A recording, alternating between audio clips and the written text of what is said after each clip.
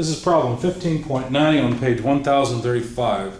Two slots have been cut in plate FG, and the plate has been placed so that the slots fit two fixed pins A and B. Knowing that at the instant shown the angular velocity of crank DE is 6 radians per second clockwise, determine A, the velocity of point F, and B, the velocity of point G. The hard way to do this is with a whole lot of cross products. The easy way to do this is with instant centers. So let me sketch part of this system. I won't put all the dimensions on it. You'll have to refer to the text for the dimensions. But ED is here, F is essentially here, and the component with slots in it looks something like this. So there's a slot somewhere in here with A, a slot somewhere over here with pin B. And if you think about it, the thing does only have 1 degree of freedom because the slots constrain the motion of that plate.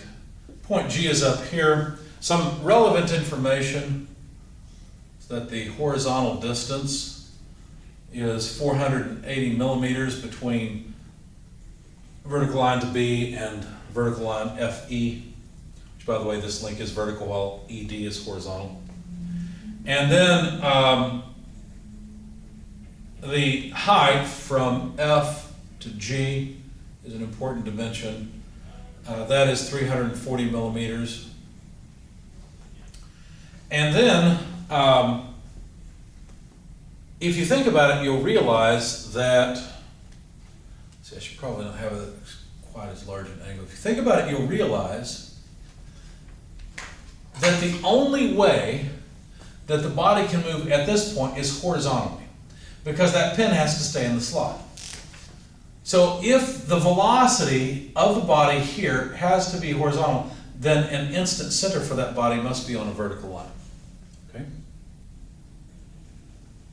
The pin controlling the motion of that body, maybe it's up here, maybe it's down here, who knows, has to be such that the velocity perpendicular to that line is like, so the instant center is on that line. In a similar way, the instant center must be on this line because of that slot as well. Therefore, where those two lines intersect, that is the instant center that we want. And I just call that point C1. Okay. And then what I did is I went into SolidWorks because I didn't feel like computing all of this geometry. And I drew the mechanism with the appropriate dimensions as given in the text and measured a whole bunch of dimensions. For example, the distance to point F over here was interesting to me, as well as the distance to point A. The distance to point B, now notice B is directly above C1, so I need to put it something like this. And the distance out to point G were all interesting to me, potentially useful. So FC1 measured about 487.9723 millimeters. A to C1 measured about 415.6922 millimeters. B to C1 measured about 347.8461 millimeters. And finally, G to C1 measured about 456.7847 millimeters. Again, you can use whatever CAD package you like, but I have SolidWorks and use it, so there we go. Now, the directionality from C1 to F was interesting to me as well, although I think something's wrong here because I've got a positive I and a positive J component for the unit vector. Oh, I know what it was. Yeah, I know what it is. So all of these points are points up on the body. Right now I know you can say, well, B and C are pins. Okay, that's fine. But I'm imagining the body to include the entire plane.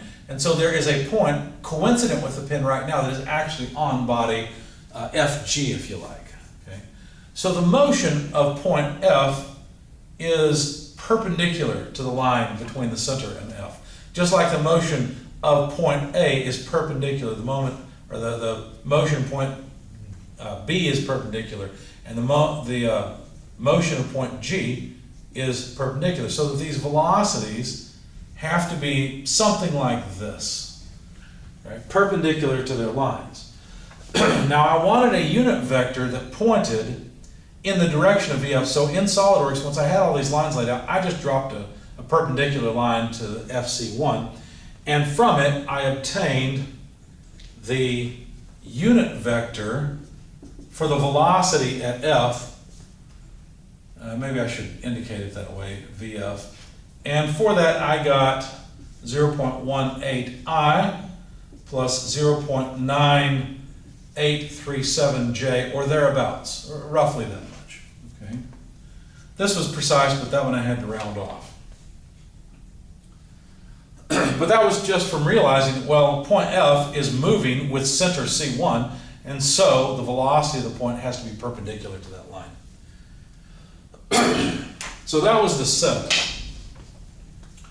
Now in my solution, it looks like I mainly used a lot of math to figure it out, but let's see what happens. I don't remember exactly how I worked it out. Here we go. I said that the velocity of point F has to be the velocity of point E plus the velocity of F with respect to E. What am I doing here? I'm going across body EF, right? I'm not to the point where I need all these dimensions yet. I could have tried to locate a center for rotation of EF. I didn't bother with that. I just used math to do it. So the velocity of point F, once I get that, that's the velocity of a point on the body, and now I can deal with it, right? So the velocity of point F is related to the velocity of point E. Okay, fine. That means that the velocity of point E plus the relative velocity, which we always write as omega Fe, that's the body Fe, not the big one, right, but the little one, crossed with R from E to F, because that's our reference. E is our reference. We need a vector from the reference point E to point F. Okay. Now, expanding that just a bit, we have velocity of point E plus, notice that omega Fe is only in the K direction, right? And the vector from E to F is in the positive J direction. In fact, it's 160 millimeters. You get that from the dimensions in the text in the problem statement. Okay? So,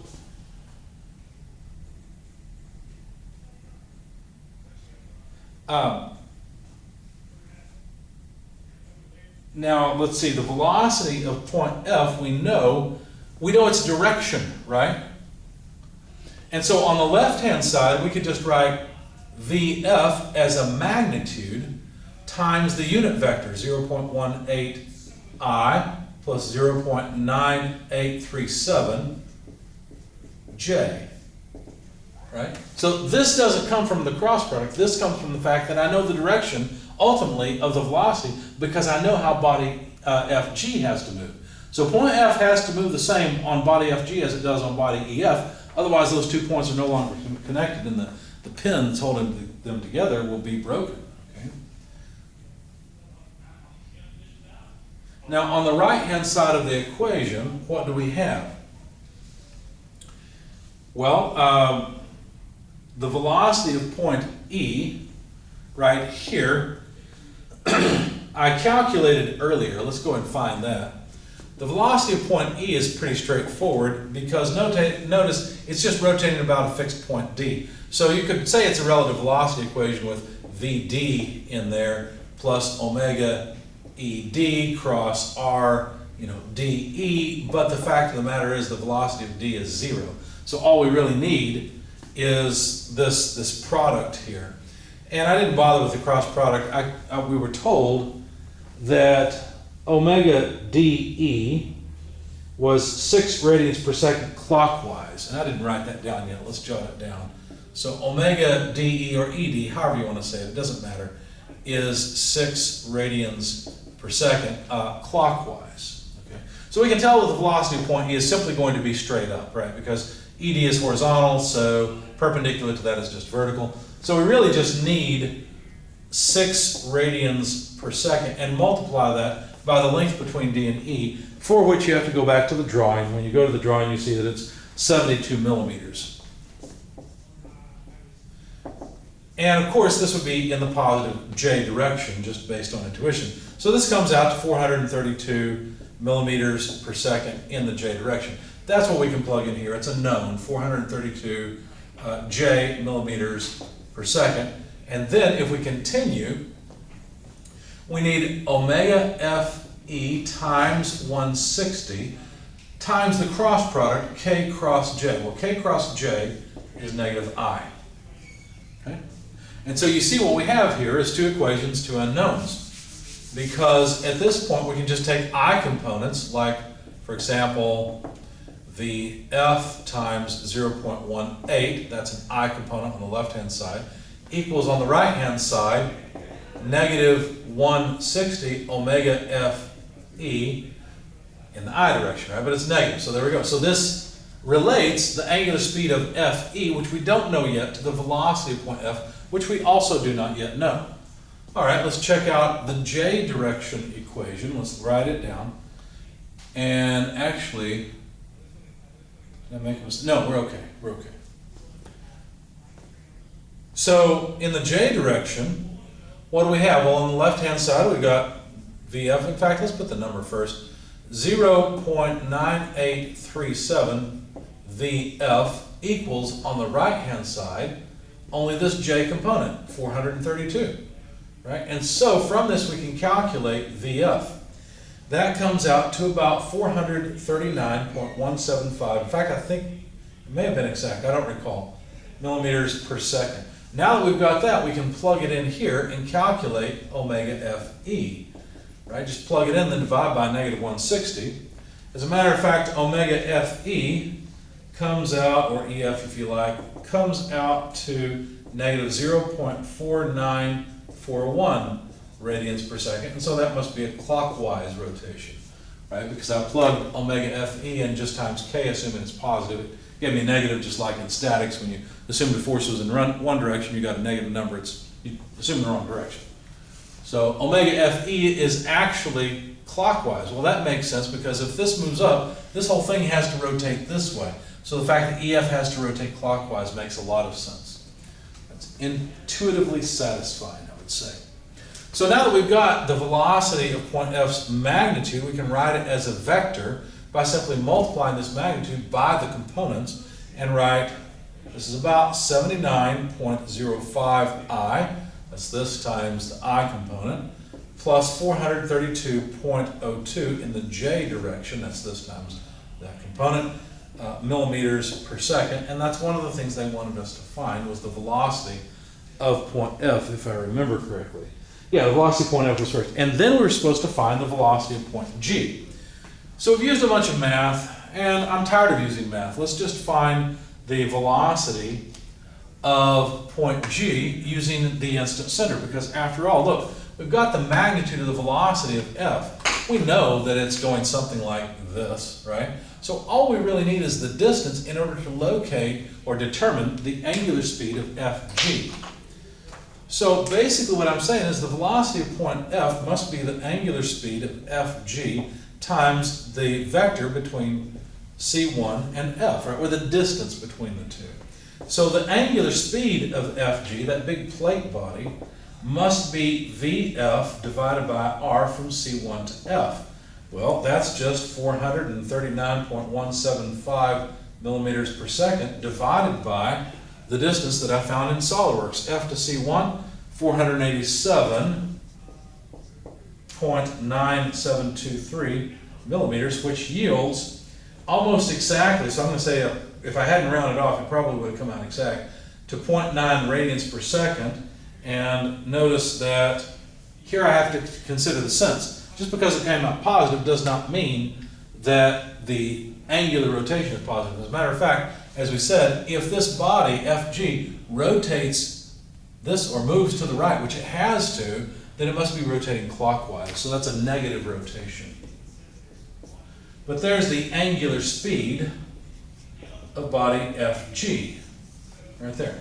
Okay?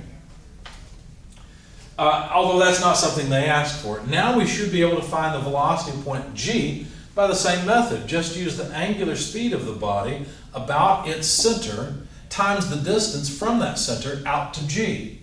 So it looks like I didn't need AC1 or BC1, but I had them in SolidWorks. I just need GC1. So the vector, or the distance between G and C1. And so that would be 0.9 radians per second multiplied by the distance between the 2 points, G and C1, the center and the point of interest, 456.7847 millimeters. And so we end up with a velocity of point G equal to about 411.1062 millimeters per second. Now I wanted to write it as a vector, so I went ahead and went back to SolidWorks and found the unit vector pointing in this direction. In other words, I already had this line laid down, C1 to G. Dropping a perpendicular line was easy so that I could get a unit vector in the velocity of G direction. That unit vector came out to, let's see, I'll have to erase some of this. I guess we don't need it all anymore. 0.9366I minus 0.3503J. That was the unit vector pointing in the direction of the velocity. That way I could multiply it by the magnitude of the velocity in the G direction. So basically putting these two things together, because that is the velocity point G, at least its magnitude.